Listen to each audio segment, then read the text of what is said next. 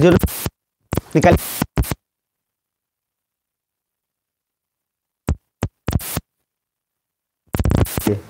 चलिए थोड़ा निकालिए, कुछ बताना है आज।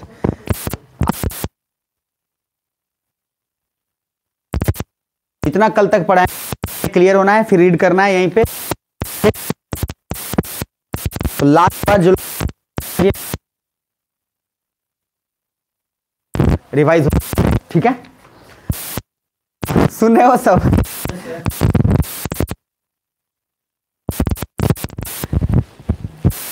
अभी ठंड आया कहाँ है? अभी तो ठंड ज्यादा ठीक से नहीं हुआ।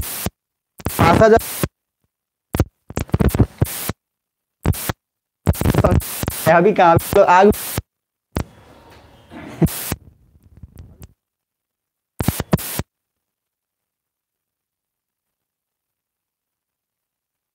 चल रहा है फिजिकल ज्योग्राफी। 3 जनवरी के बाद आप सतर्क हो जाइएगा, क्योंकि उसके बाद जो आपको सेकेगा तो फिर उसके बाद आपको कोई रोकने वाला नहीं है। मतलब उसके बाद मेरे बोलने नहीं बोलने के बावजूद भी आप हाँ बढ़िया से आप आइएगा। इसलिए 3 जनवरी के बाद कोताही नहीं रखिएगा। और जिनका अभी तबीयत खराब हो गया है, ये भी बात मान के चलिए कि पूरा ठंडी भुगतिएगा आप समझ रहे हैं? चलेगा, ढें ढें ठेचो ठेचो चलता रहेगा, वो रुकने वाला नहीं है। मैं पहले ही बता दे रहा हूँ आपको, इसीलिए काइंडली अभी से बोल रहा हूँ, अभी से सुधर जाना है, नहीं तो वो लगातार रुकेगा नहीं। प्रक्रिया में आए हैं तो ठीक है, जो नहीं आए हैं काइंडली उस प्रक्रिया में मत जाए। नहीं तो एक बात 2 बात बोलिएगा, 4 बार ढाए ढाए ढाए चलेगा, उसके बाद सामने नहीं बोलेगा। क्योंकि सर अभी का मीठा ठंड होता है, और अभी जो क्या है जल्दी खत्म नहीं होता मीठा चीज को जाने में। पापा मीठे हैं अगर मान लीजिए तो जल्दी से वो दिमाग से नहीं जाते हैं ना, मीठी है तो जल्दी दिमाग से नहीं जाती है, इसीलिए वही मीठा ठंड के चक्कर में नहीं पड़ेगा। तो चलिए, तो लोग को मैंने पूरा पढ़ाया था अभी फिजिकल ज्योग्राफी, जो चैप्टर मैंने स्टार्ट किया मैं एक बार और बता दे रहा हूं पूरा का पूरा। इसमें एक चीज और मात्र ऐड करूंगा आज, बाकी आज का उतना ही रखेंगे, इसको आगे नहीं जाएंगे, ज्यादा हड़बड़ाहट है नहीं। और मैंने बोला जिसको हम हैं जिंदाबाद है, आगे का है। कल कितने लोग पढ़े थे? हाथ खड़े करें एनसीईआरटी जाकर। बहुत बढ़िया। सावन नहीं पढ़े थे आप? पीडीएफ तो था ही, से पढ़ सकते थे, एटलीस्ट पीडीएफ से पढ़ सकते थे। तो कुछ बात समझ में आई क्या? थोड़ा बहुत समझ में आया होगा कि चलो ठीक है, आ गया होगा उसमें 2 बात का जिक्र वही किया गया था जो तो चलो मैं एक बार रिकैप कर रहा हूँ, और प्लीज वही बोल रहा हूँ कि पहले का समझ में आया हुआ है तो आप लोग एकदम एक बार और रिपीट हो जाएगा। पहले देख लो क्या पढ़ा था। सबसे पहले सर 3 चीज बोला था। क्या बोला था? क्रस्ट। मैं एक डायग्राम ही बना देता हूं, उस डायग्राम में आप सारा कुछ समझ जाओगे। जानते हो तो बताओ, इसको दोबारा मैं नहीं बताऊंगा, इसलिए दिमाग खोल के रख लेना, ठीक है?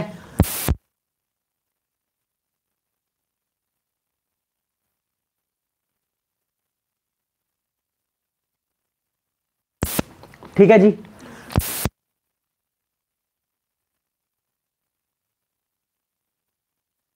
ना भाई बार बार बोल रहा हूं, ठीक है? मेंटल बोलिएगा, मेंटल मेंटल भी नहीं है ये। उसके बाद तो ये जो लॉजिक है ये क्रस्ट मेंटल कोर का है, इसमें तो कोई दिक्कत है ही नहीं आपको। अब थोड़ा सा लेते हैं सबसे अच्छा, ताकि कोई कंफ्यूजन ही नहीं हो। और देख रहे हो ना, तो याद रखिएगा, नहीं तो फिर अब ये 0 से मैं मान लेता हूं 100 या फिर 200, और इसको बोल रहे हैं क्या, लिथोस्फेयर। क्या बोल रहे हैं, लिथोस्फेयर। सिंपल सी बात है।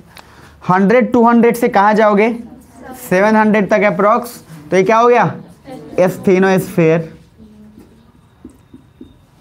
बोलते जाना ताकि रिपीटेशन हो जाए आपका। 700 से लेकर फिर कहाँ जाओगे, 2900 आ गए, 2900। क्या बोलोगे इसमें, मेसोस्फेयर। ठीक है जी। उसके बाद 2900 के बाद अब आपके पास एक और आएगा क्या, 51 64 या 51 का, तो चलो ठीक है, अप्रोक्स 5200 के करीब मान लेते हैं। तो ये कौन सा हो गया, आउटर कोर या फिर आउटर बैरियस्फेयर। नाम सेम है, कोर को ही बैरियस्फेयर बोलेंगे। और दूसरा हो गया नीचे, क्या हो गया, इनर कोर। सर ये सोने पे सुहागा है कि दोबारा चीज मिल रहा है, बता देता हूं, नहीं तो दोबारा मौका मिलेगा नहीं। यहाँ अप्रोक्स कितना हो गया, 6400 या 6300 मान लो। ठीक है यहां तक। तो अगर इस बात में lithosphere, asthenosphere, mesosphere, outer core, inner core clear है तो कोई दिक्कत नहीं है। अब दूसरा सवाल उठ जाता है ये कि सर बात करते हैं किसका किसका पार्ट है। तो 0 से 34 तक क्या हो गया, क्रस्ट हो गया। 0 से 34 क्या हो गया, क्रस्ट। सीधी सी बात है। 34 से लेकर 2900 पूरा क्या हो गया था, मेंटल। है ना। तो हम बोल सकते हैं कि lithosphere is a part of क्या, crust and some part of upper mantle. जो मैंने आपको पहले लिखवा दिया था, इसमें किसी को आपत्ति, ठीक है। आगे मैंने उसके बाद दोबारा आपको समझाया एक ही चीज कि सर ध्यान से समझो कि अगर इसके बाद की बात करते हैं तो मैंने बोला था कि अगर हम बात करें कि एस्थेनोस्फेयर कहां लाई करता है, तो मैंने आपको बोला कि क्या हम बोल सकते हैं कि एस्थेनोस्फेयर है वो क्रस्ट में पाया जाता है, बोल सकते हैं क्या, नहीं बोल सकते, क्योंकि सर लिथोस्फेयर तो आपका 100 200 तक है और ये दब 100 से 700 के बीच में है, 200 के बीच में, तो उसको हम क्रस्ट का पार्ट तो नहीं बोल सकते। तो क्या बोल सकते हैं, asthenosphere is a part of upper mental. और अपर मेंटल क्यों बोलेंगे, क्योंकि सर 100 से 700 अपर मेंटल हो गया और 700 से 2900 क्या हो गया, लोअर मेंटल। पहले यहां तक इसको कोई तकलीफ। आगे तो sir mesosphere is a part of lower mental, क्या सही की गलत, सही, लोअर मेंटल का हिस्सा है, तो इसमें कोई दिक्कत आपको होना नहीं चाहिए। आगे उसके बाद आउटर कोर। आउटर कोर बताना किस चीज का हिस्सा है, कोर नाम उस चीज पे है क्योंकि इसमें अलग हुआ ही नहीं है कि उसका, क्योंकि यहाँ तो नाम अलग अलग है, मेसोस्फेयर और ये सब।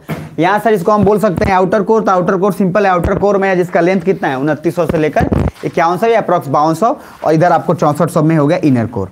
अब दूसरा पहलू आते हैं, 3 फैक्टर है अलग अलग। तो पहला फैक्टर लिथोस्फेयर, सॉलिड की लिक्विड, सब बोलोगे सॉलिड सॉलिड। आगे एस्थेनोस्फेयर, आप सेमी सॉलिड बोल रहे हो तो दिमाग में चलनी चाहिए, बहरहाल फिर भी एक बार मैं बताऊंगा। अभी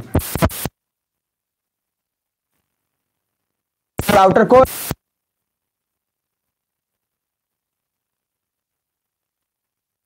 पे बोल रहे हैं सॉलिड लिक्विड, थोड़ा बहुत पता है, फिर से बोल दे रहा हूं। मैंने बोला आपको कि कोई भी चीज है जब उसको आप क्या करोगे, उस पर दबाव डालोगे, प्रेशर डालोगे, दबाव डालोगे, तो उसका मॉलिक्यूल्स क्या होगा, कंप्रेस होगा कि एक्सपैंड होगा, कंप्रेस होगा, दबेगा। और जब कंप्रेस होगा तो मॉलिक्यूल्स और पास आएगा कि दूर जाएगा, पास आएगा। और जब पास आएगा तो ये फीचर सॉलिड का होगा कि लिक्विड का होगा, सॉलिड का होगा। यानी कि प्रेशर देने पे कोई चीज किसकी तरफ जा रहा है, सॉलिड की तरफ।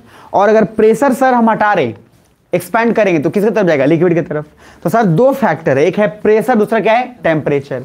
तो मैंने लिथोस्फेयर बोला सॉलिड क्योंकि जस्ट अभी है और अर्थ का पार्ट है नीचे, ज्यादा अभी गए नहीं है, तो सर सॉलिड तो है ही। दूसरी बात, क्योंकि टेम्परेचर और बहुत ज्यादा नीचे जाने, इतना यहां तक जाने पे बहुत ज्यादा इतना भी नहीं है कि मतलब आपको दिक्कत हो, तो सर इसलिए क्या बन जाएगा, सॉलिड। लेकिन अब हम चूंकि 100 से 700 के बीच में आएंगे तो टेम्परेचर बढ़ेगा और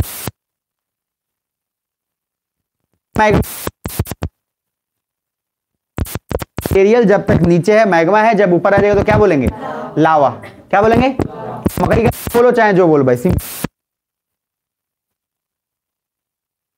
ये बात आपको बोल दिया कि उसको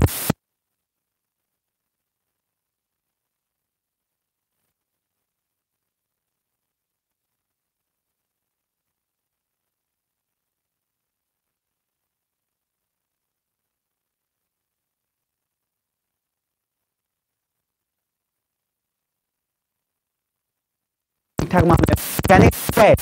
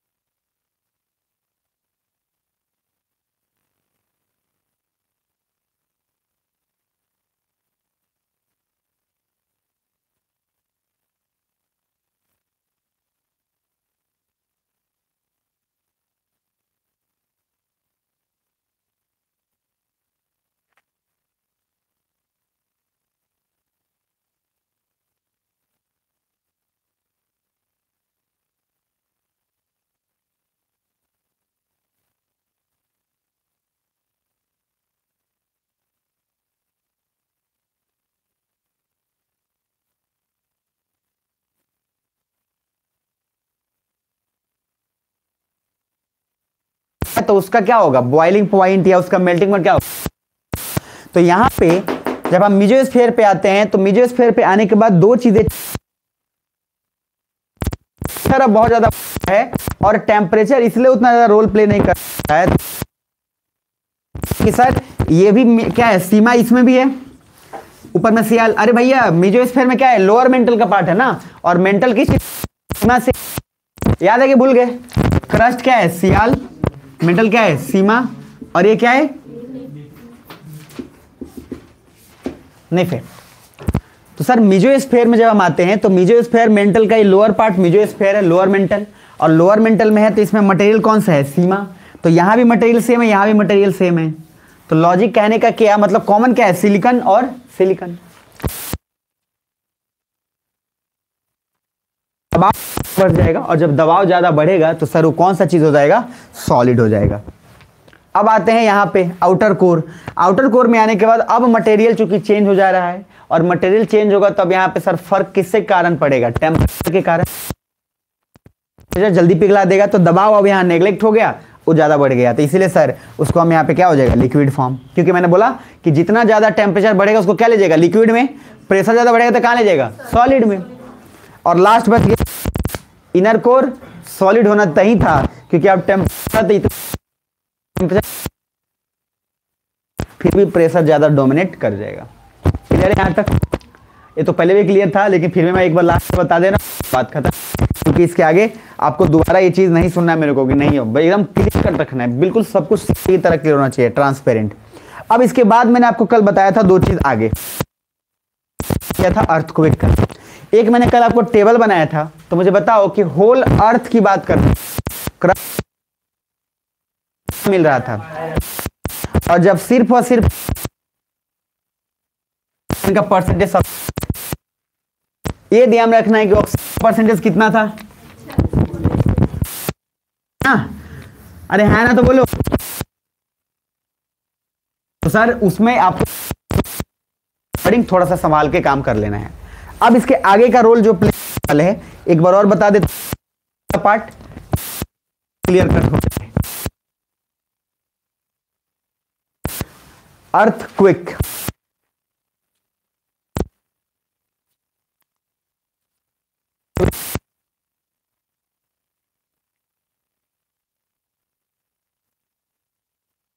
है आपको क्या, देखो ध्यान से, मैंने बोला था लॉजिकली आपको ये सोचना है कि सर यहां दो प्लेट है, मान लो ये प्लेट ऐसे दो है मान लो,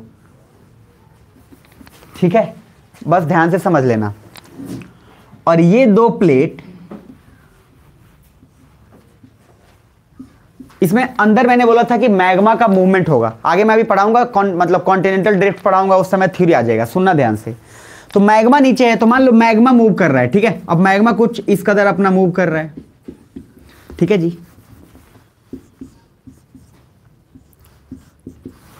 तो ये जो मूव अपना तो सर्कल में कर रहा है, ठीक है, बट मैं अभी क्या बना रहा हूं, इस पर्टिकुलर पॉइंट को देखते हुए मैं कुछ ऐसा फील कर दे रहा हूं कि इतना ही है और ये इतना ही है। इसको मैं सीधा ऐसे बना रहा हूं कि एक इधर गया और एक इधर गया। अर्थ का रोटेशन हमेशा चलता है, आपको बता ही चुका हूं।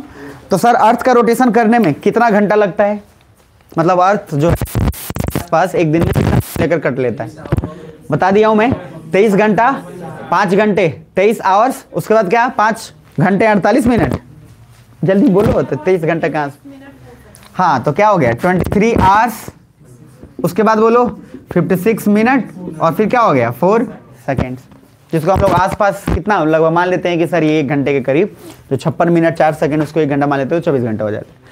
पीछे का जिनको पता है दिमाग में रखिएगा। अब आइए इधर, तो मैंने बोला अर्थ का प्लेट है, रोटेशन हो रहा है, तो एक आदमी इधर, एक एनर्जी इधर लग रहा है, दूसरा एनर्जी किधर है, इधर, तो बीच में इस पे तो प्रेशर कहीं ना कहीं लगेगा ना, और जब प्रेशर लगेगा तो सर नीचे से जो भी चीज इसमें हल्का सा जैसे ही क्रिएट हुआ, प्रेशर लगेगा तो क्रैक तो होगा, और जैसे ही मान लीजिए अगर क्रैक हो रहा है तो क्रैक होने के बाद जो अंदर का चीज हो क्या बाहर निकलेगा, हाँ या ना, तो ये निकला बाहर।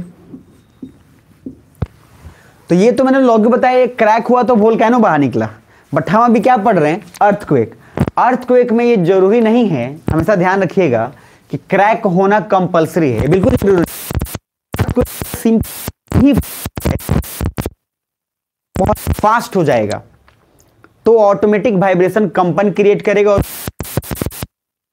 तो कैसे क्रिएट हुआ, जो मैंने बोला कि सर एक सेंटर जो था जिसका नाम क्या था, फोकस, और क्या बोले थे, बोलो जल्दी बोलो, हाइपो सेंटर।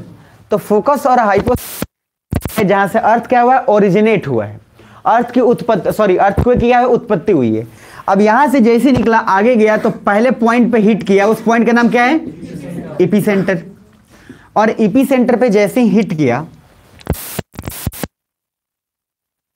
एरिया होगा जो एपी सेंटर के आसपास होगा।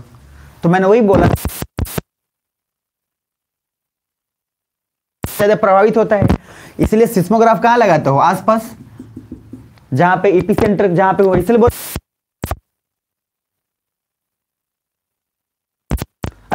भूकंप पटना के आसपास वाले क्षेत्र में था। क्यों, बताना चाहता है कि एपी सेंटर उसका उसके आसपास। जैसे न्यूज में आएगा सबसे ज्यादा भूकंप में प्रभावित हुआ है बिहार का मोतिहारी जिला। इसका मीनिंग क्या है कि जहां एपी सेंटर आया है उसके आसपास एकदम है, बर्बाद अपन हुए, बुझा रहा है। तो कहने का सिंपल एक लॉजिक है कि ये आपको जो फोकस और हाइपो सेंटर है, इस फोकस और हाइपो फोकस से हाइपो सेंटर बोल रहे हैं, जहां सबसे पहले हिट करेगा उसको क्या बोल रहे हैं, एक वेव होता है, क्योंकि जब निकलेगा तो क्या था, आपको एक बोला था बॉडी वेव और दूसरा क्या बोला था, सरफेस वेव। तो बॉडी वेव और दूसरा बोला था सरफेस वेव।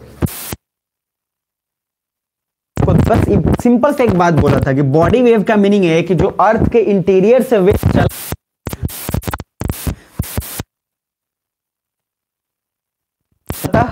वो वेव जो यहां टकराने के बाद अब जो क्रिएट करेगा आगे कंपन, सरफेस से जो आ रहा है, सतह से, मतलब अपना बॉडी वेव यहां हिट करके चला गया, अब उसके कारण जो उसके बाद हो उसको क्या बोलेंगे, सरफेस वेव। पहले यहां तक क्लियर है। बॉडी वेव के दो टाइप थे, कौन कौन, जल्दी बोलो।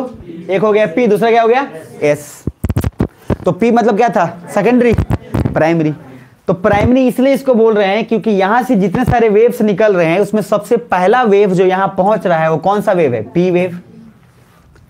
मेरी बात समझ में आ रही है।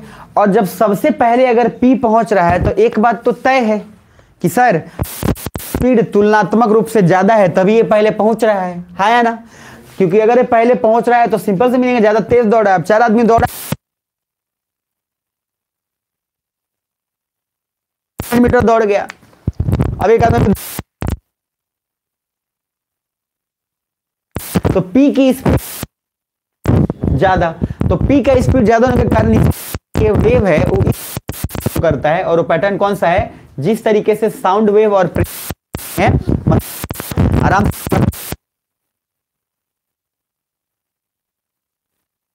होता है ना। अरे स्नेल जानते हैं ना, सिंपल स्नेल क्या करता है, पहले एक बार आगे चलेगा फिर अपने आप को पूरा समझेगा फिर आगे बढ़ेगा। तो सर ये वेव पूरा सीधे जा रहा है इसलिए ये पहले पहुंच जा रहा है। दूसरा मैंने बोला था आपको कि सर सरफेस वेव या उसी तरीके से एस वेव की बात करें, ध्यान से समझना। तो इसमें सरफेस वेव में क्या हो रहा था, सबसे पहले सर सरफेस वेव में ये हो रहा था कि यहाँ पे पूरा ये एक क्रेस्ट और जो इसको बहुत लोग क्रेस्ट बोलते हैं, जो CREST, अब इसमें डिटेल में नहीं जाएंगे, आगे जाएंगे। ट्रो जो होता है वो आपका ऑटोमेटिक इसको जितना दूर में ये बनाएगा अपना पूरा, उससे समय तक तब तक ये पहुंच जाएगा। तो पी में खाली कि तीनों में स्पीड ज्यादा है, सिंपल सी बात है, ज्यादा है स्पीड, तो सर आप ऐसे समझ लो स्पीड ज्यादा है आप में, एनर्जी ज्यादा है तो कहीं भी दौड़ लोगे। और सर एनर्जी कम है तो इतना दूर जाने में आपका हालत टाइट हो जाएगा। तो सिंपल सा लॉजिक है कि पी तीनों में आएगा, यानी कि सॉलिड, लिक्विड और गैस। क्लियर है तो बिल्कुल। उसके बाद सब बात करते हैं एस की। तो एस वेव जो बात करते हैं उसमें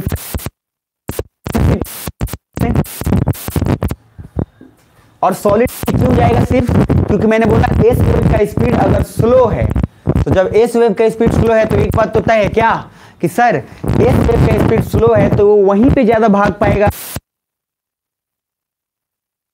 मैंने बोला कि सॉलिड में मॉलिक्यूल्स क्या होते हैं, पास। अगर वो दूर बैठा है तो जब तक वहां देने जाऊंगा बीच में गिर गए। तो कहने का मीनिंग है कि एस वेव सिर्फ कहां मूव करेगा, सॉलिड में, और पी वेव कहां, तीनों जगह पे। अब मैंने इसीलिए आपको बोला था कि जब अर्थ का जो स्ट्रक्चर बताया था कि पहले है सॉलिड, फिर क्या है सेमी, फिर लिक्विड, फिर सॉलिड। तो पी वेव जब अगर तीनों में मूव कर रहा है, तो अगर हम पी वेव को मूव कराते हैं, तो मैंने आपको क्या बोला था, अगर एक तरफ सॉलिड है तो सॉलिड में क्या होगा, तेज आएगा, तो क्या आपको पूरा सीधा नहीं आ जाएगा, कोई डेविएशन ही नहीं होगा। दूसरा क्या है, सेमी सॉलिड, तो थोड़ा सा टेढ़ा होने के चांस है। फिर अब आया क्या, उसके बाद क्या आएगा, सॉलिड, फिर सीधा आ गया, कुछ बुझा रहा है। और सीधे आने के बाद फिर एक और पॉइंट से क्या है, लिक्विड है ना, तो लिक्विड में फिर थोड़ा सा अपना उसमें मुड़ जाएगा, और फिर सॉलिड है, फिर सीधा आ गया। तो ये पी वेव हुआ कि एस वेव हुआ, पी वेव हुआ, क्योंकि सॉलिड लिक्विड। इसीलिए आपको बोला था कि जब भी कभी एपी सेंटर से, अब ध्यान से समझना, और एपी सेंटर तक जाने में जो भी वेव पहुंच रहा है, तो जो वेव अगर पूरी इधर इतना ही तक रह जा रहा है, ये कौन सा वेव है, एस।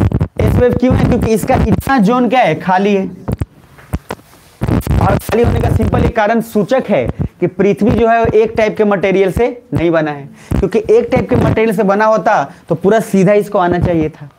और इसी वजह से जब पी वेव की बात करेंगे तो कुछ नहीं करना है, सिंपल क्या है, पी वेव में सारा सीधा भी तो आ जाएगा।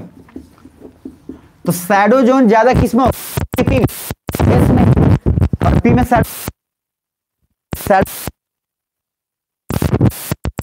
पी वेव और एस वेव का शैडो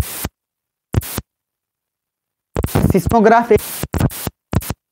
तो रिएक्टर स्केल लॉगरिदमिक पे काम करता है या फिर अलजेब्रा पे काम करेगा। लोग रखना है कि जब भी कभी वैल्यू 1 है और दूसरा में 2 है, तो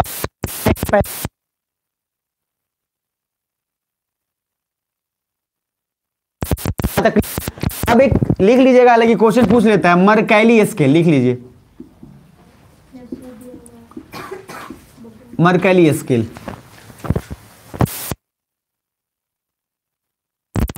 रीड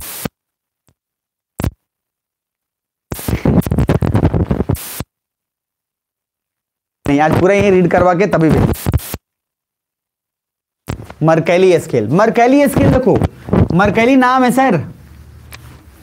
मरकैली स्केल जो है उसमें आउटडेटेड बंदा समझते हैं, इसके लिए इस्तेमाल, जैसे उसके बाद सिस्मोग्राफ और रिएक्टर स्केल आया, उसके बाद ये इस्तेमाल नहीं होने लगा। तो मैं आपको ये बताने के कारण, ये बताने के जान को कोई फायदा भी नहीं है, मैं इसलिए आपको बोल दे रहा हूँ क्योंकि बीपीएस स्कूल में पूछ लेता है कि मरकैली स्केल का संबंध किससे है। तो मरकैली स्केल का संबंध ज्वालामुखी से है कि भूकंप से, अर्थक्वेक से है, मतलब अरे है ना। तो सर मरकैली स्केल में सिंपल लिखिएगा कि आउटडेटेड स्केल, और आउटडेटेड का मीनिंग होता है जो सर पुराना स्केल जो कि मेजर के लिए, outdated scale but used for measuring earthquake. Earthquake को मापने के लिए ये भी पहले इस्तेमाल होता था, भूकंप की तीव्रता के लिए, इंटेंसिटी ऑफ अर्थक्वेक।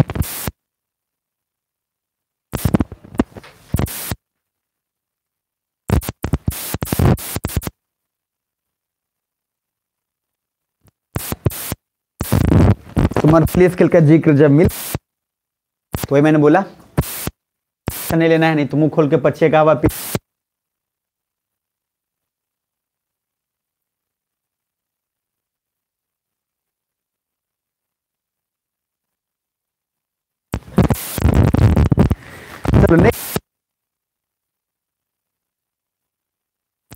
से ज्यादा डिस्ट्रक्शन होता है कि सरफेस तबाह करके रख देगा सर, मतलब मजाक नहीं है, तबाह कर देगा। तो सरफेस वेव में 2 टाइप लिख लीजिए, सब नहीं बताए थे हम।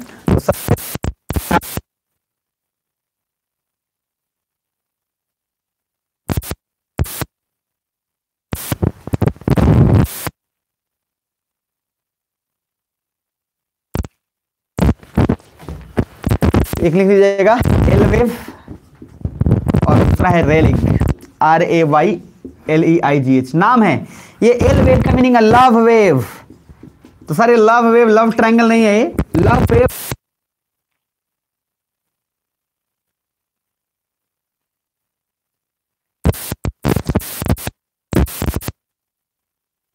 तो एकदम करना है। RAYLEIG।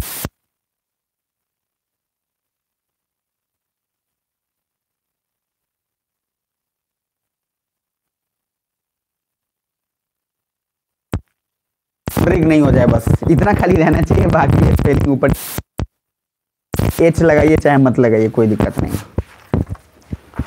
नहीं तो Ramesh become Rodricks and Prateek becomes Patrick, तो वो काम नहीं करना है। ठीक है, चलिए। तो एल और ओ तो लिख लिया आप, कोई दिक्कत नहीं है, आम जीवन तो है, लिखिए।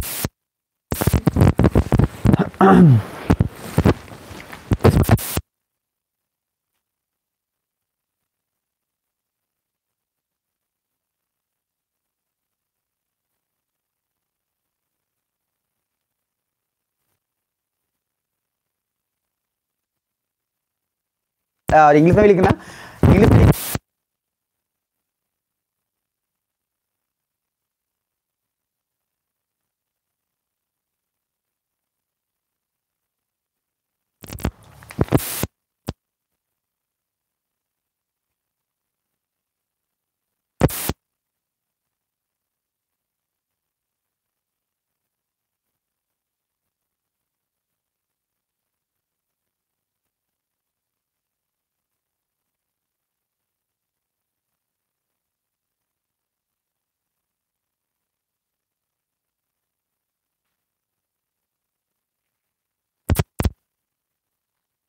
वीडियो में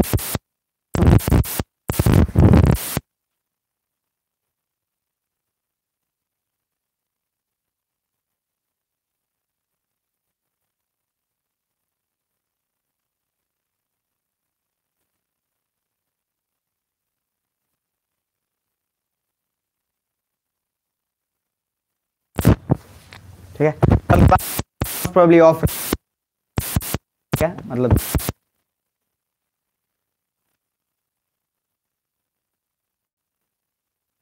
मूव करेगा, सॉलिड लिक्विड गैस में कि सॉलिड लिक्विड में? सॉलिड लिक्विड में। आगे दूसरा पॉइंट,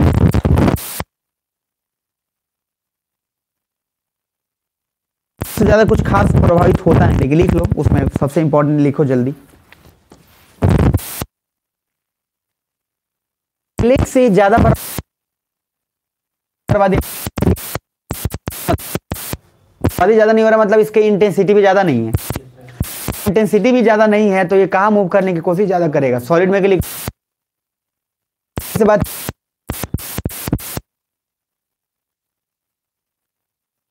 सिर्फ ये सॉलिड मूव कर पाएगा, इसमें मूव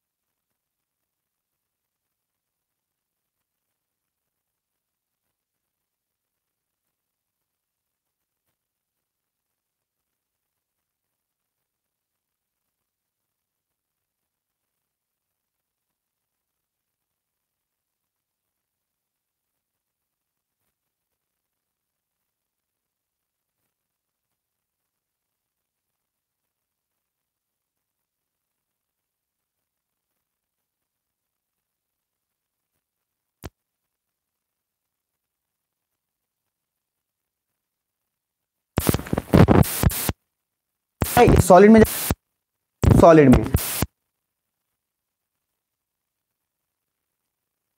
आपको शायद बुक्स में एल वेव का और नहीं है, ठीक है जी।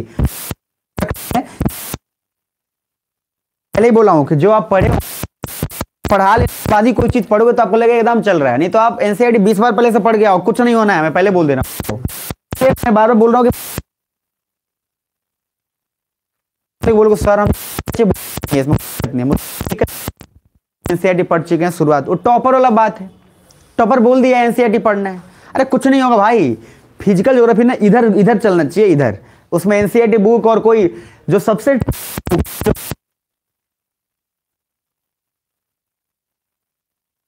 टॉपर, आपको गारंटी के साथ बता रहा हूं, अरे घंटा हो गया होना चाहिए, मतलब वो होना चाहिए, ये नहीं कि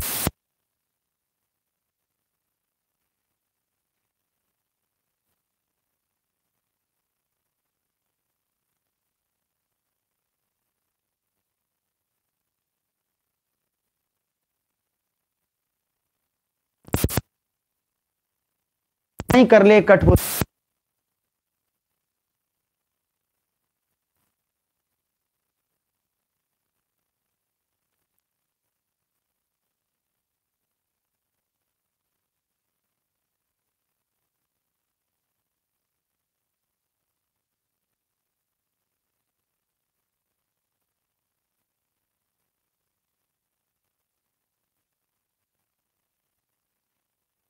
पढ़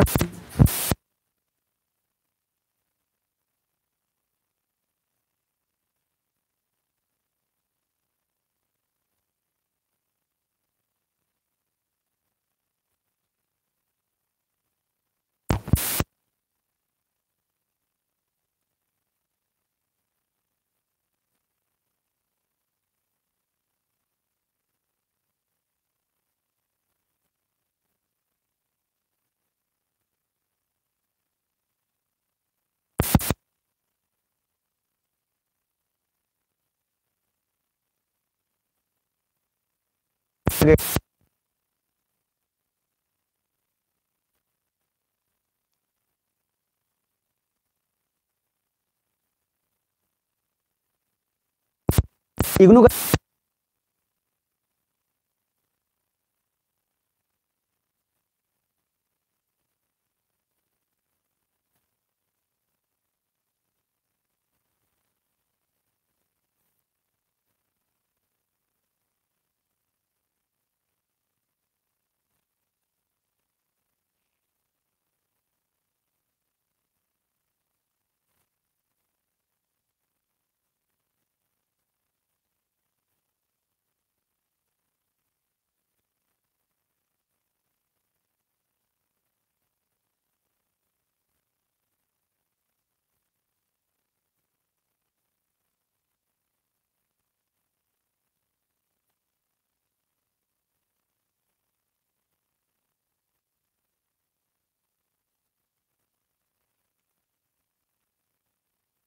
और हर आर्ट होना चाहिए, क्योंकि इसके बाद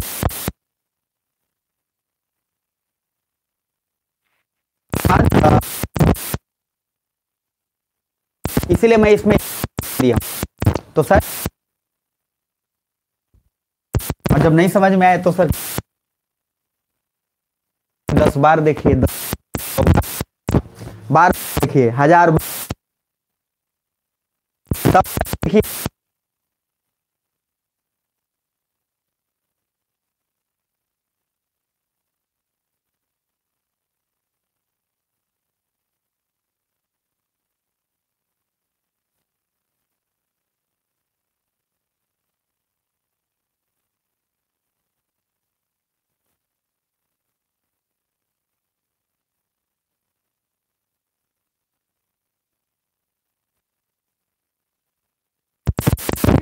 ये रिवाइज वाइज करके टेंस एकदम वो उठा, उसके बाद तो कहने का भी नहीं कि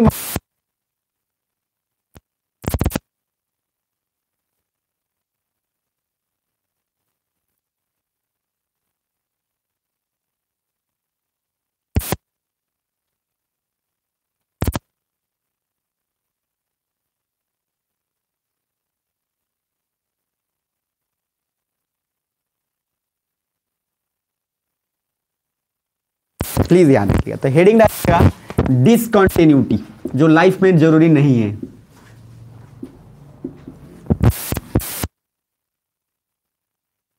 अब कुछ लगातार गए हैं 4 दिन,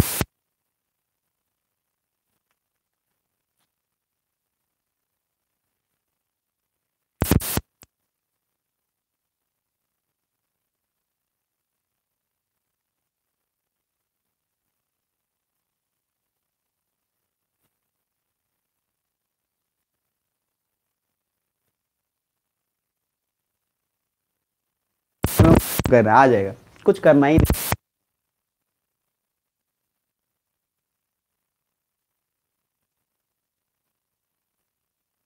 क्लास करके होमवर्क कंप्लीट करना है, क्लास करना है।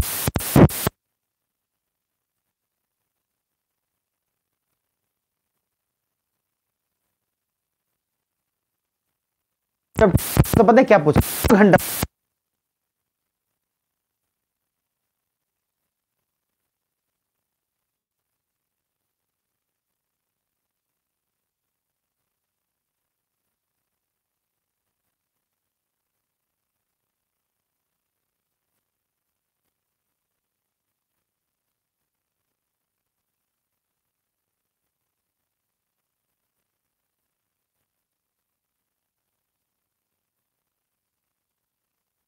चीजों रखो, वो रूटीन।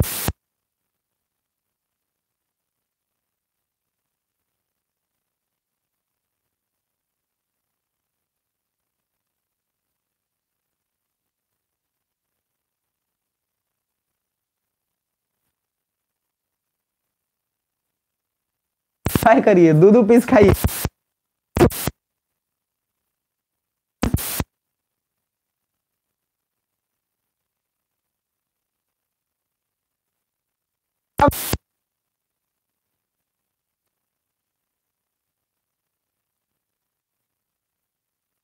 इतना खाते हैं उनको, फिर लाठी उठा के और उसको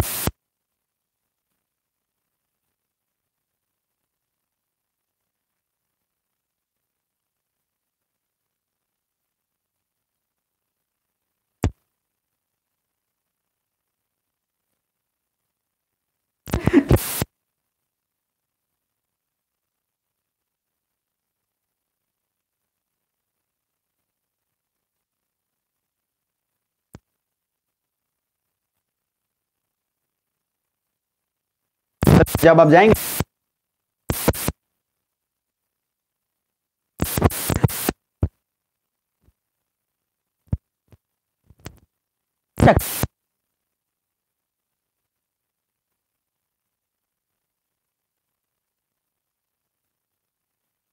खिला दिया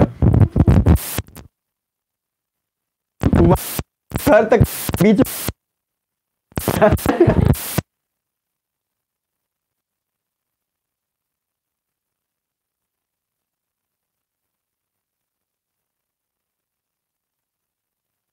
लोग भी फेल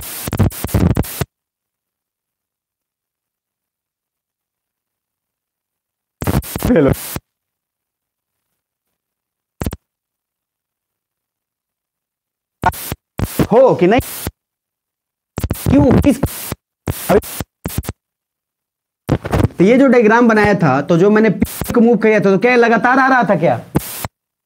इसमें क्या डिसकंटिन्यू तो हो रहा था, कभी हल्का फिर सीधा फिर टेढ़ा। तो अगर वो लगातार लेकिन ये तो लगातार आ गया।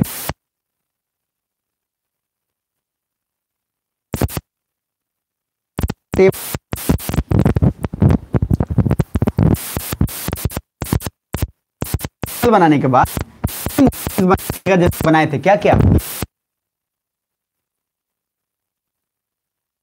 मैं आपको थोड़ा आपको हिंट ही दे देता हूं। एक मान लो अपर क्रस्ट है,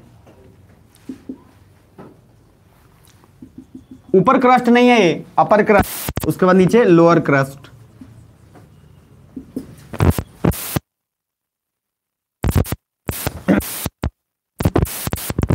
मेंटल है ना,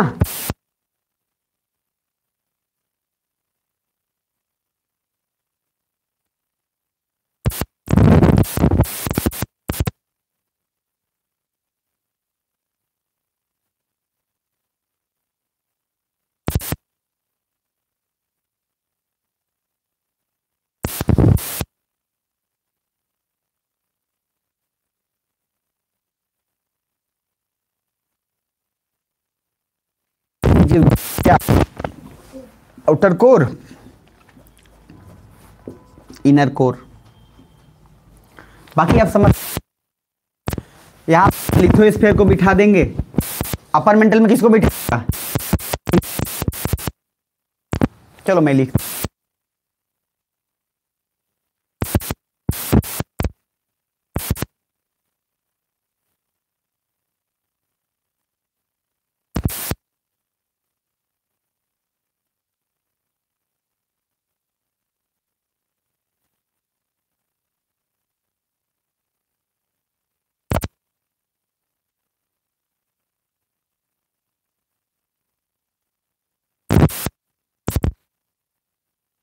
एल, CM RG।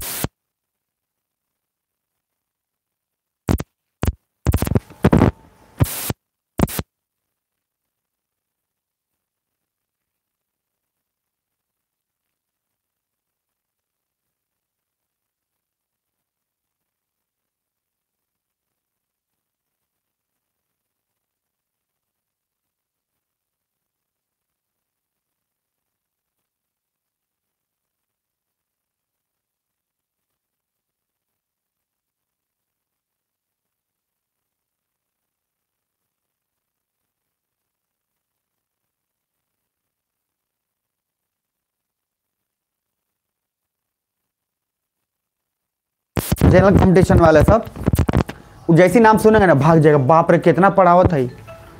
सर ऐसे ही एक दो बच्चा किया था। हाँ हेलो, यहाँ बुक एम्पोरियम के पास है ना, बुक एम्पोरियम, हाँ वहीं पे आ जाइए।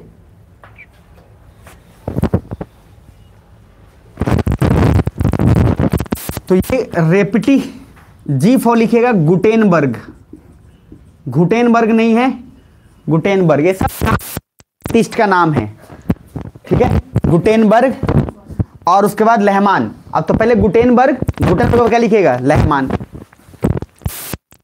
ये लहमान है। अगर आपको याद हो तो पता नहीं क्रिकेट कहाँ का प्लेयर है, कोई बताएगा? जो बताएगा उसको मोबाइल दे देंगे, उसी का मोबाइल उसको दे देंगे। 4 ऑप्शन दे देते हैं। कुछ लोग क्रिकेटर के फैन लास्ट में ही हैं। नहीं लेकिन सर पहले वाला भी सही बोल रहा है। ऑस्ट्रेलिया बोले हो आप? तो ये तो ऐसा ही बोल दी होगी, ऐसे ही। और क्रिकेट में ऑस्ट्रेलिया बहुत ज्यादा वर्ल्ड कप जीता है।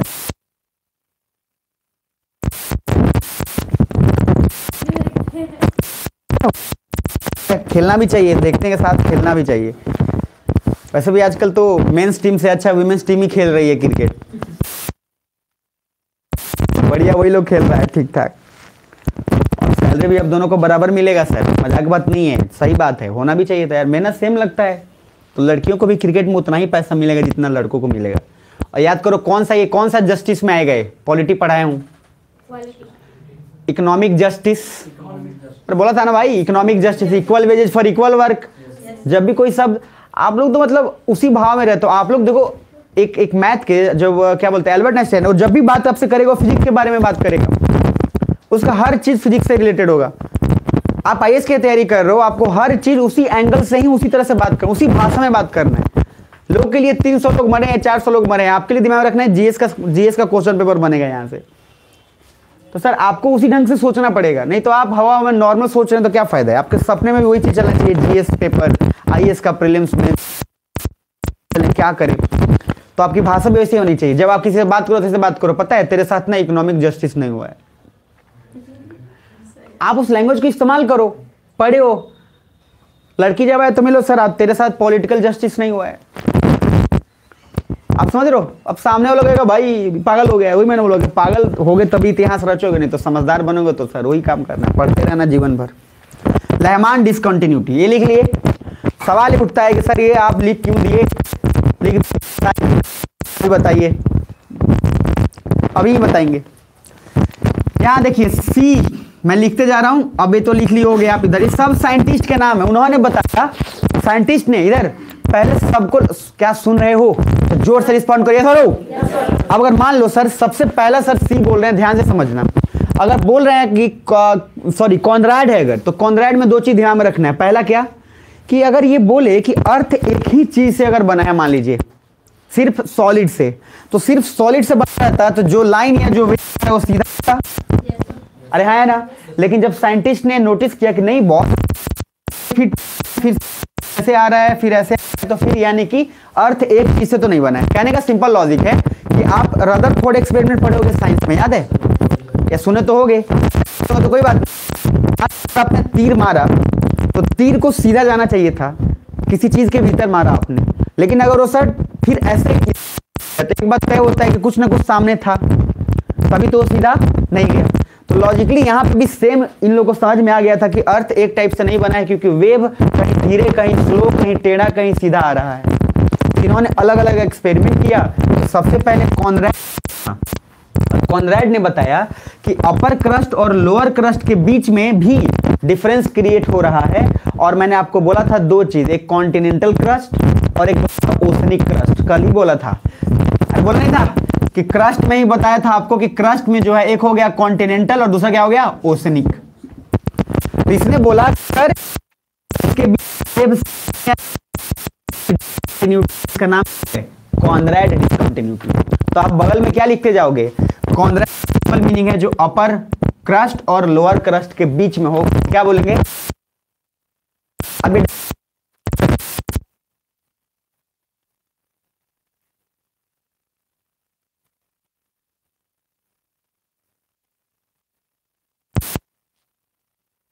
हो जाएगा, जल्दी बताओ। एस्थीयर और क्रस्ट को भी हम बोल सकते हैं सेपरेट करेगा, बोल सकते हैं कि नहीं बोल सकते हैं? मतलब कि ये आपका रहा तो टोटल क्रस्ट ऊपर चला गया, क्रस्ट के बीच में जो डिसकंटिन्यूटी है कौन सा है, मोहबिक। या फिर आप ऐसा ही बोल सकते हो अपर मेंटल और लोअर क्रस्ट के बीच में है। अरे बोल सकते हो नहीं बोल सकते हो, बात वही है, लेकिन हम जनरली यूज करते क्या है, जनरली यूज करते हैं कि अपर मेंटल और जो आपका क्रस्ट है उसको अलग करता है, कौन सा, मोहबिक। तीसरा अब आगे लिख लो, CMRGL है, आर लगा दो, रेपिटी, तो रेपिटी यहां लगा दो आर, और डायग्राम अच्छे से बनाना भैया। तो रेपिटी किसको अलग कर, मेंटल और अभी मैं देखता हूं दिमाग का कॉमन सेंस यही है कि नॉनसेंस है। अब रेपिटी के बाद क्या लिखोगे भैया, CMRGL, तो जी आ जाओ और उसके बाद लास्ट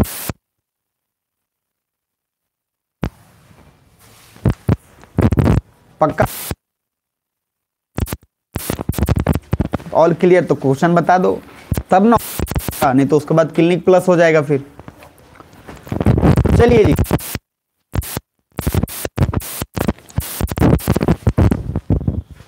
अगर मैं आपसे पूछूं, पहले लिख लो एक बार, कॉनरैड किसके बीच में है, तो अपर क्रस्ट और लोअर क्रस्ट आया ना। अगर मैं आपसे पूछूं कि मोहबिक किसके बीच में है, तो क्या बोल सकते हैं, अपर मेंटल लोअर क्रस्ट, या फिर अपर मेंटल क्रस्ट डायरेक्ट बोल देंगे क्योंकि पूरे क्रस्ट तो अलग हो ही जा रहा है यहां से। तीसरा पॉइंट रेपिटी अगर बोलेंगे तो रेपिटी किसके बीच में आएगा, अपर मेंटल लोअर मेंटल। अरे सुन रहे हो, लास्ट जब हम रेपिटी के बाद सॉरी गुटेनबर्ग बोले तो किसके, लोअर मेंटल और आउटर कोर, और जब हम लहमान बोले तो आउटर कोर और कुछ का दूसरा क्या है, इनर कोर। कुछ बुझा गया, पक्का सही मिलेगा उसको, पक्का एक को मिलेगा, बस आप एक बार बना दीजिएगा सही, ठीक है। चलिए लिखिए क्वेश्चन, और पहले सुनिएगा फिर मैं हिंदी में समझा दूंगा, पहले इंग्लिश में लिख लीजिए। लिखिए क्वेश्चन लिखिए,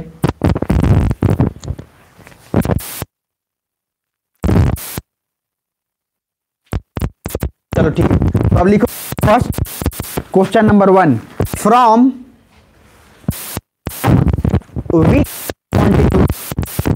which मतलब from discontinuity, from which discontinuity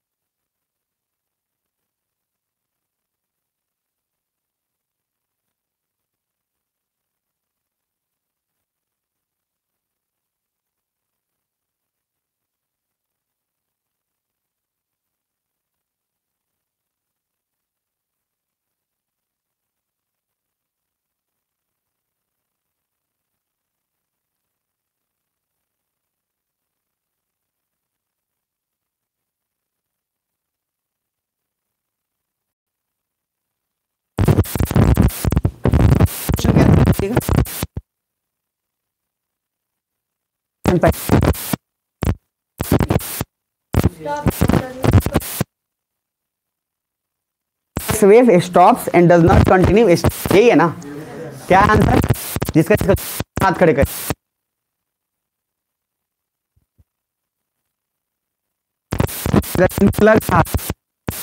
option he they they, option देने के बाद आपको आइडिया हो ज्यादा बेहतर होगा, नहीं तो काट के कहेगा हम ये लिखे थे।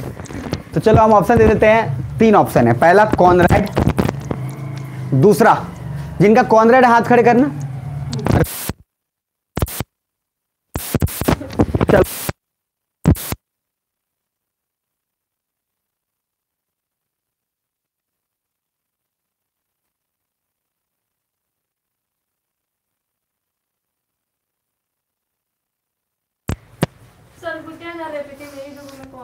तो रुको ना ये अरे सुनना है पर अब आराम से फिर कोई बात नहीं, धीरे धीरे तुम सीख जाओ। परिवेश बहुत इंपॉर्टेंट मत करो, धीरे धीरे आप सब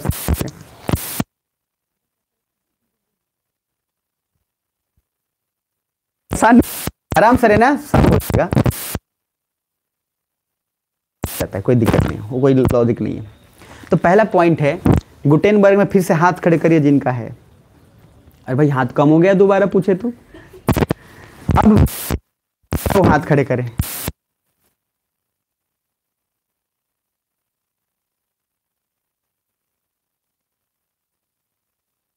जिनका रेपटी है एक बार और हाथ खड़े करें।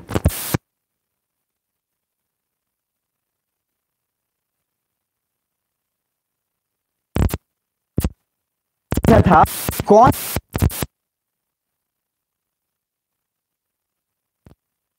से एस वेब क्या है, रुक जाएगा, और रुक जाने के बाद वो फिर फर्दर स्ट्रेट जाएगा ही नहीं। सुन पा रहे हैं? एस कहां करता है, कहां कहां सॉलिड,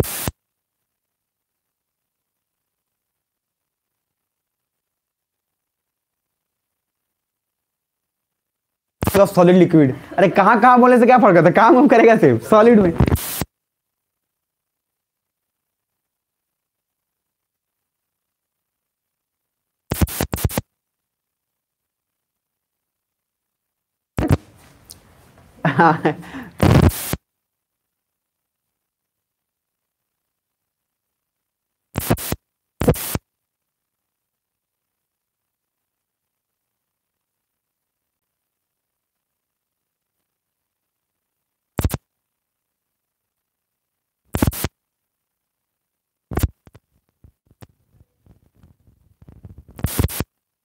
आगे आउटर कोर में क्या है, लिक्विड। अब इस वेब लिक्विड मूव करेगा, पहला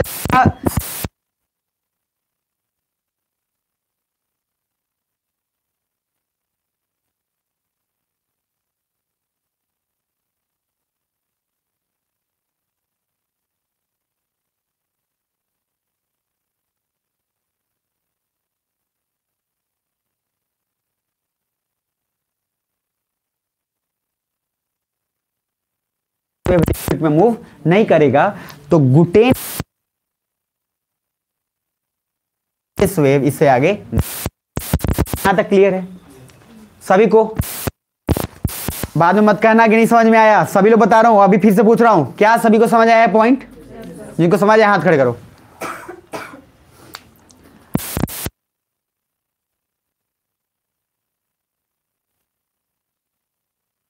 after which discontinuity P waves become, मतलब डिसकंटिन्यूटी, हाथ खड़े करिए। जिन जो लोगों का आंसर है लहमान हाथ खड़े करें, लहमान हाथ खड़े करें। जिनका आंसर गुटेनबर्ग,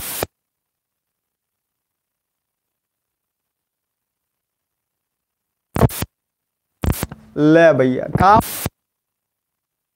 पे पूछ रहा हूं, जिनका आंसर लहमान हाथ खड़े करिए, तो वो हाथ खड़े करें। कॉनरैड,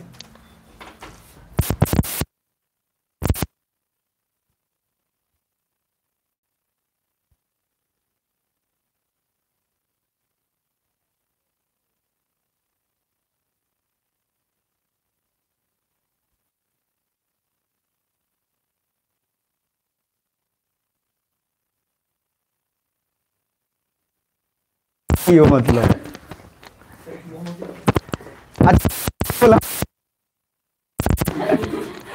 अच्छा मोहब्बी कितने लोग के हाथ खड़े करिए। ओ मोहब्बी में कुछ लोग बट गए हैं। अच्छा चलो कोई बात नहीं। आंसर लहमान, ठीक है सर।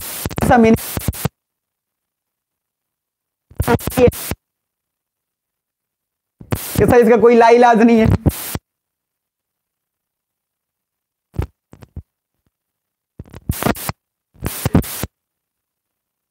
चलो इधर देख देख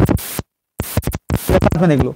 तो यहाँ पे इनर कोर अगर ध्यान से देखोगे तो सर दो चीजें, ये इतना ज्यादा सॉलिड है कि प्रेशर बहुत ज्यादा है, तो सॉलिड ये भी है, सॉलिड यहां भी है, लेकिन जितना सॉलिड इतना यहां पे जो वैल्यू है वो इतना इधर नहीं है। तो मैंने बोला है कि कौन से डिसकंटिन्यूटी के बाद पी वेव काफी तेज चला जाएगा, तो जब हार्ड जो सॉलिड है वही में ज्यादा तेज चल जाएगा। तो सर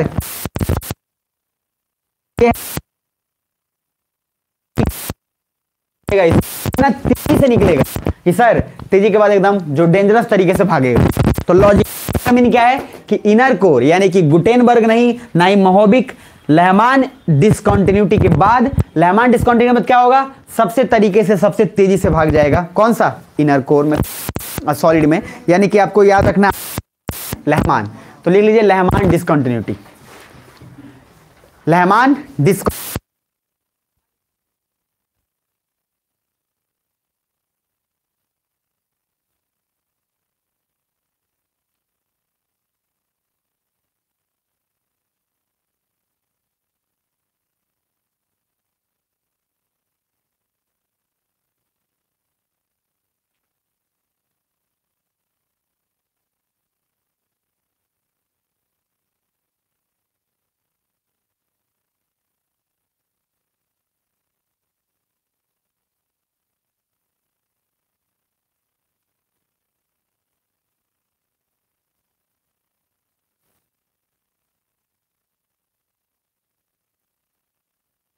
कितना समझ में? आप हाथ खड़े करो, लास्ट बार पूछ रहा हूं।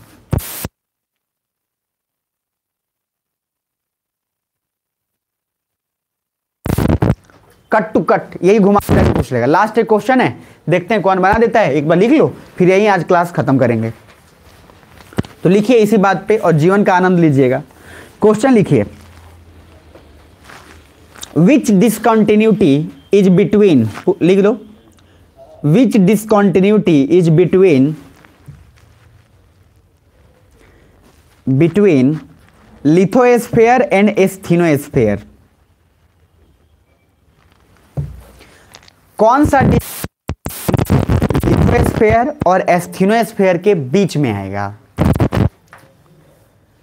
कौन सी डिसकंटिन्यूटी लिथोस्फेयर और एस्थेनोस्फेयर के बीच में आएगा? अब जो बताए देगा, ठीक है, आराम से सोच के और सही जवाब देना एक बार में। आईएएस हो, आईएएस नहीं हो, आईएएस हो तो ध्यान रखना है कि आपको जवाब सोच समझ के एक बार में देना है। ये नहीं कि सर 3, सर 4, सर 10 तो समझिएगा। उसके बाद जिनको जो लगता है मोहबिक होगा हाथ खड़े करें। अच्छा बहुत बढ़िया। जिनको कॉनरेड लगता है वो हाथ खड़े करें। हाँ एक दो एक, अरे है हाथ खड़े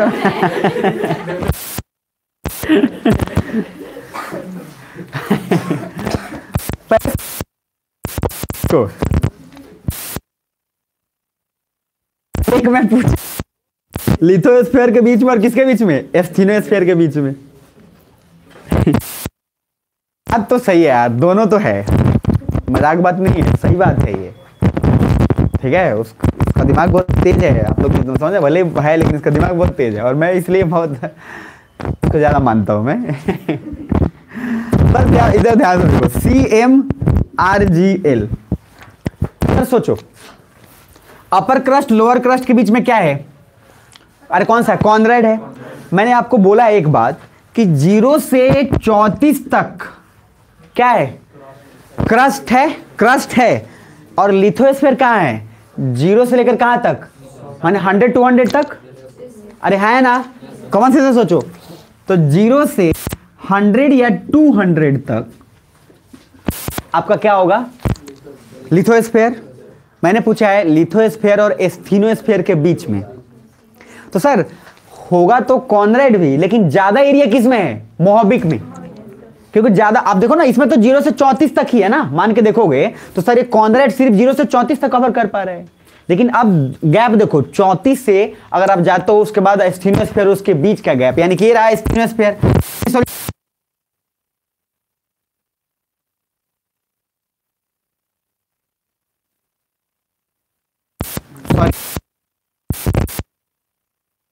कॉनरेड किसके बीच में? फर्स्ट का टोटल डिस्टेंस, लिथोस्फीयर का एरिया काफी क्या आ रहा है? कम। ज्यादा एरिया कहां जा रहा है? इसलिए आंसर क्या लिखोगे? कॉनरेड एंड मोहबिक। कॉनरेड एंड मोहबिक तो होगा बट ज्यादा एरिया।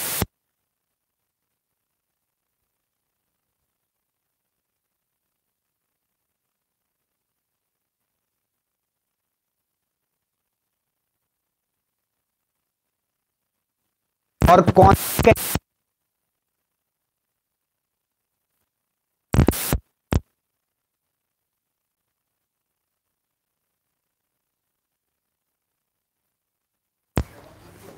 समझ आया जनाब?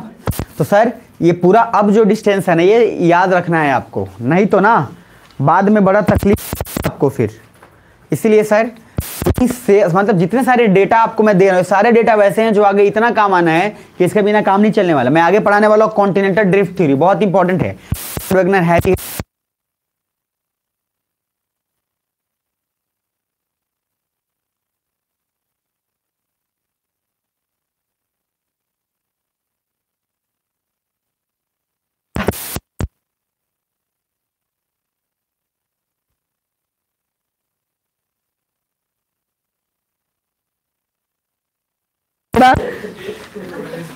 पांच तह बना के, अच्छा 5 तह बना के फिर वहीं पे बैठ जाएगा।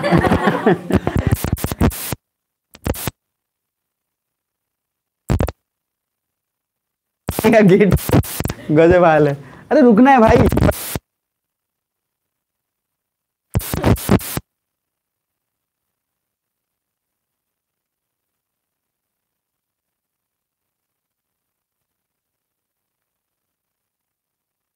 बाद में कॉन्टिनेंटल ड्रिफ्ट थ्योरी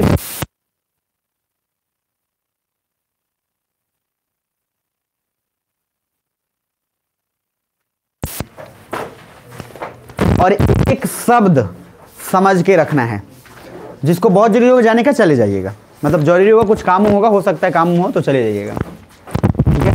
कहीं टाइम दिए होंगे अगर आप तो आप चले जा सकते हैं, कोई दिक्कत नहीं है भाई, मैं रुकूंगा नहीं। अगर टाइम दिया है तो चाय के दुकान पे, पान के दुकान पे। लास्ट बार एक बार रिपीट कर दे रहा हूं, उसके बाद रिपीट नहीं करूंगा। क्या है देख लो, पूरा का पूरा अगर देखोगे तो क्रस्ट मेंटल कोर क्लियर होना चाहिए पूरा का सर। उसके बाद आपको लिथोस्फीयर, स्टेनोस्फीयर, मेसोस्फीयर, ठीक है जी, आउटर कोर, लोअर कोर, सारा क्लियर। उसमें आपको बैरियोस्फीयर बोलते हैं। डिस्टेंस पता होना चाहिए, कौन सॉलिड है, सेमी सॉलिड है, लिक्विड है, सॉलिड है, ये आपको दिमाग में होना चाहिए। मेरी बात समझ में आ रही है? ये सारा कुछ क्लियर होना चाहिए। और इसके क्लियर होने के बाद फिर 2 चीज और दिमाग में रखना है आपको, P wave, S wave, earthquake का पार्ट, स्केल, मर्कैली स्केल, ये सब कुछ इस तरह से बस एक बार बस रिवाइज आपको करा दे रहा हूँ। उसके आगे जितनी सारी चीजें हैं जो बची हैं सब कुछ एक ही बात दिमाग में रख लेना है, दिमाग में चलते फिरते रहना चाहिए, समझ रहे हो? तो चलो अब एनसीईआरटी की बुक निकालो खटाखट, अब उसमें रीड करो पेज नंबर 23 को पहले, फिर मैं बताता हूँ। बैठिए तो